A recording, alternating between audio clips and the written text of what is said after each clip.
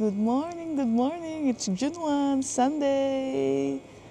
Pauwi na kami. It's our last day.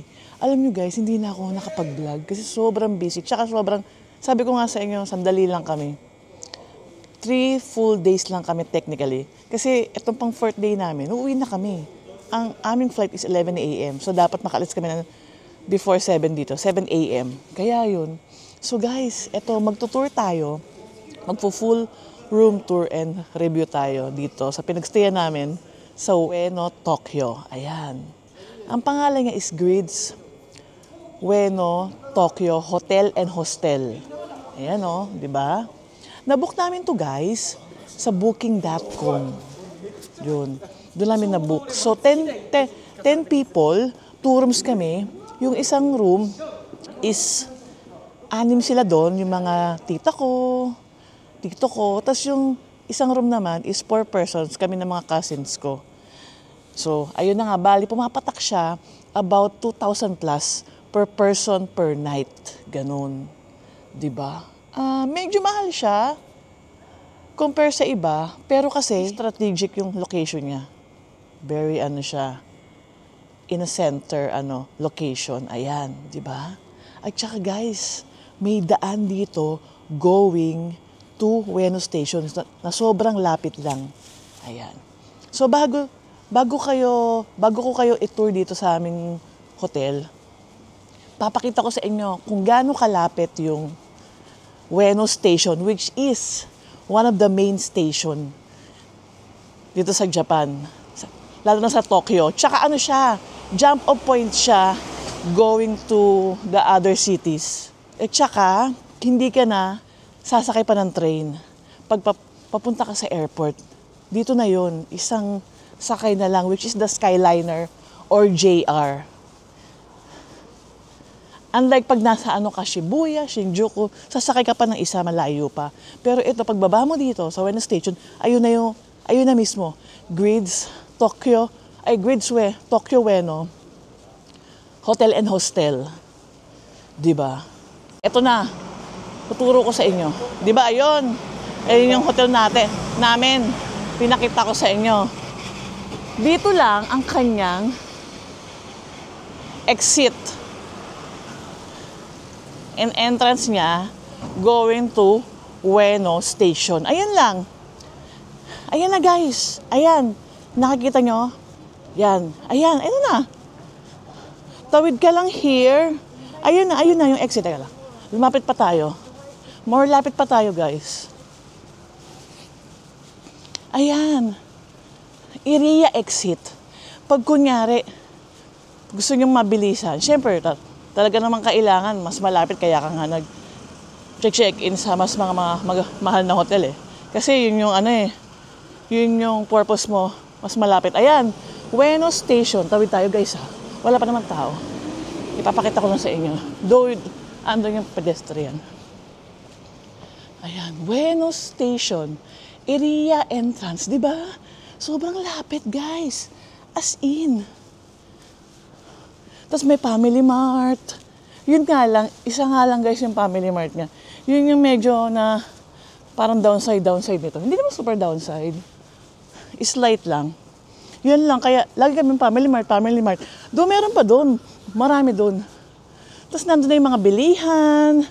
Yung Divisoria ng Tokyo na Ameyoko Yokocho, which is very famous naman, di ba?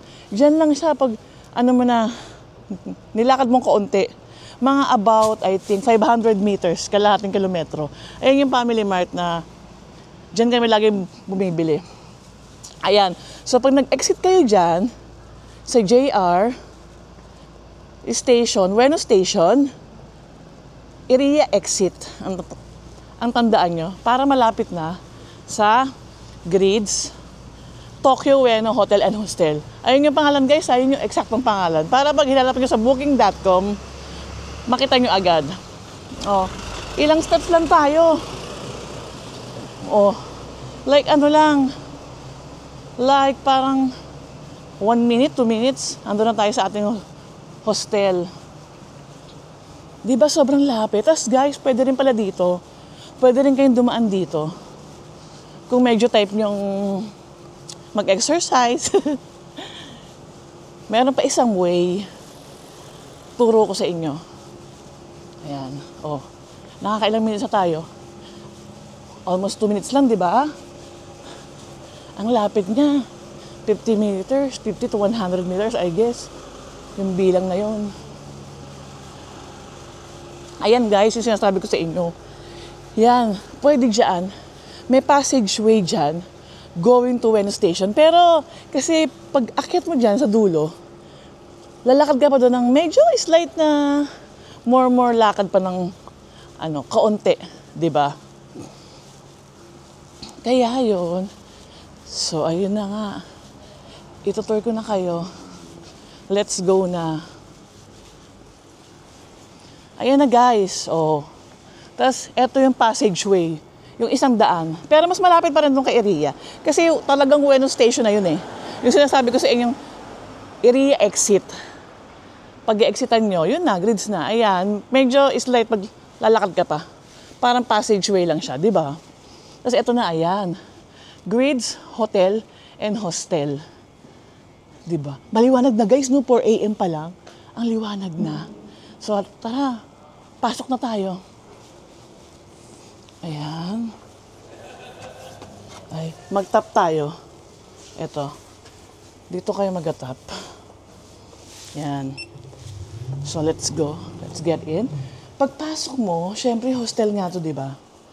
Ayan, yung common area. Which is yung kainan. Dito rin yung breakfast. Dito rin kayo mag-iiwan ng mga luggages. Ayan. Iiwan nyo yung luggages. Pati doon, yan. Tapos, dito yung buffet table. Tapos, dito yung sink. Ayan, pwede mag-microwave. And toaster. Ay, pwede pala mag-toaster. Tapos may rep na. Kompleto na siya. Ayan. Ay. Tapos may airpot. Tapos, ito pwede kayo mag-refill para hindi na kayo bumili ng water sa mga convenience store. Tapos meron din silang restroom. Dito sa baba, meron din sila. Malinis kahit common. Yan, malinis. Of course, merong Japanese bidet. Super high-tech. Ayan, ang ganda. Diba guys? Hello. Yan, restroom. Concierge. Then, eto na. Elevator. Ayan. Third floor kami. So, akyat na tayo.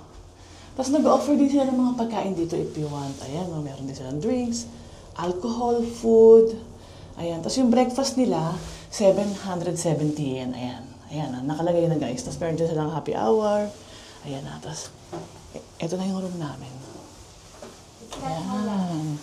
Ito na yung room namin to. Spread mo ganun para hindi nakasuko. Ito na yung room namin. Ayan. Very malinis and, you know, walang kadumi-dumi. Ayan. Kasi pauwi na kami. Ayan siya. Ayan. Meron kayo namang privacy. Ayan. Diba? 1, 2, 3, 4. Yan. Kasi pauwi na kami. Tapos, this is my higaan. O, diba? Ang cute. O. Comfortable siya, guys. Comfortable naman. Tapos, meron akong view. Ang ganda ng view dito. Huwag ka. Oh, ayun na yung passageway going to, Ueno Station. Yan. Diba? Okay naman siya. Malambot. Tapos mayroong, ito pala, hindi pala ito libre. Kailangan mo itong bayaran. 200 yen per towel, ayan. avail kami. Kasi wala kaming dala. Kasi nga syempre, understood mo, di ba, pag hostel meron. Pero dito wala siya. Pakita ka pa sa inyo yung last time, yung aming room. Ayan ang mga cousin ko. Ayan, di ba? Ayan ang aming mga bit-bit. Aming super clean room. Kasi ang dami na, pauwi na kasi kami. Ayan o, di ba ang cute? O, gusto ng privacy. O, di ba? I-slide na lang, ganda. Tsaka komportable yan. Tapos may saksakan na rin. Ayan. May USB, tapos yung normal, yung parang gaya sa atin. Tapos may lights. Tapos ito, safety box. Ayan, oo. Ayan. Ginamit mo hindi, ayan. Kung may mga alahas kayo, pwede mo ilagay dyan. Pera, di ba? Ang cute. So, ayun. Punta na tayo sa hallway. Yung CR. Tapos ito yung isang room. Ganito na mga tita ko. Yan. Pero mas malaki yung amin. Tapos ito, maliit lang siya pero malinis. Malinis, maayos, organized. Ayan. Ito yung shower room. Ayan. Shower room yan, guys. Ayan. Oh, shower room. Tapos may hot and cold naman kompleto. Tapos ayun, hindi na kayo magdadala, of course, ng mga conditioner, body wash, and shampoo. Kompleto na siya. Tapos yan, ang ganda. May hot and cold. Maganda yung buga ng tubig. Di ba? Tapos ayun, another shower room. Tapos, ayan mga rooms yan guys. So, tahimik lang tayo. Baka may nakatulog pa. Tapos, dito na mismo yung toilet. Ayan, for men. Ayan. Ayan, for men. Then, for women. O, di ba? Tapos, meron pang isa. O, ito pwede sa babae and lalaki. O, di ba? Hindi mo na kailangan hawak-hawakan yung lights na i-on mo i-off. Kusan siya pag binuksan mo. Tapos kusa rin siyang sasara yung ilaw pag sinarado mo na yan. Ayan. Tapos guys, washroom. Kung saan kayo pwede mag-toothbrush. Ayan. Tapos meron na rin blower, kompleto. Tapos may hand soap. Diba? Maganda siya. Malinis, yun na importante. Tsaka mukhang bagong-bago pa. Ayan. Kaya yun lang. Kung small lang tayo. Small hotel lang. Kasi di ba tulugan lang naman, pero maganda siya. Ayan. Tingnan natin yung room ng mga tita ko. Ito. Katabi lang namin, adjacent lang sa amin. Guys, mas malinis sila dito, di ba? Nakita niyo na, maliit to, ang dami nila, pero ang linis. Ayan. Ayun, oh, di ba?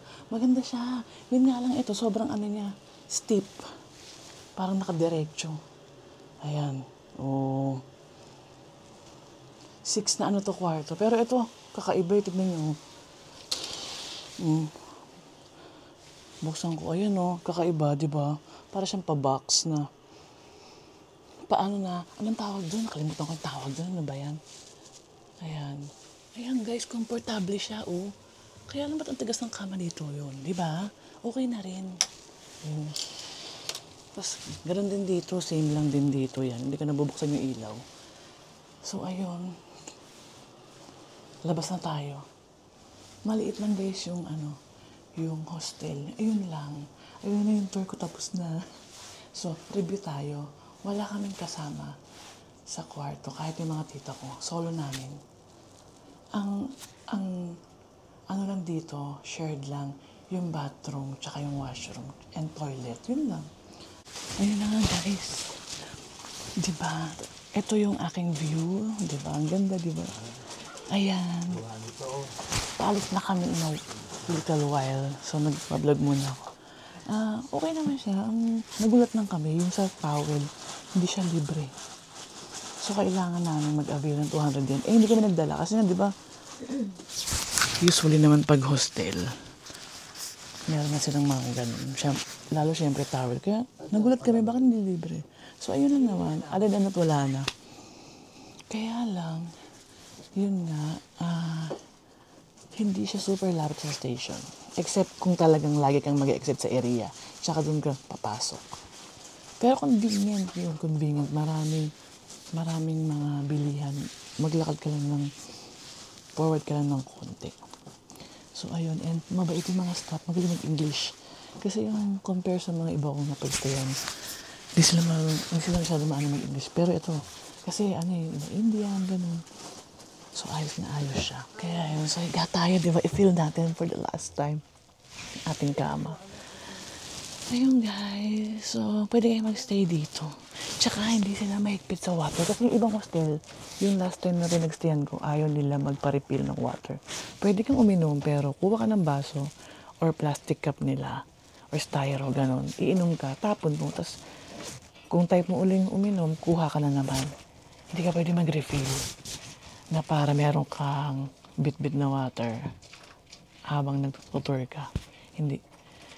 Hindi pwede sa iba. Dito pwede. Kaya yun. So, see you guys next time. Di ba? So, nag-enjoy kayo sa aking munting tour ng aming hotel. Di ba? Recommended naman siya.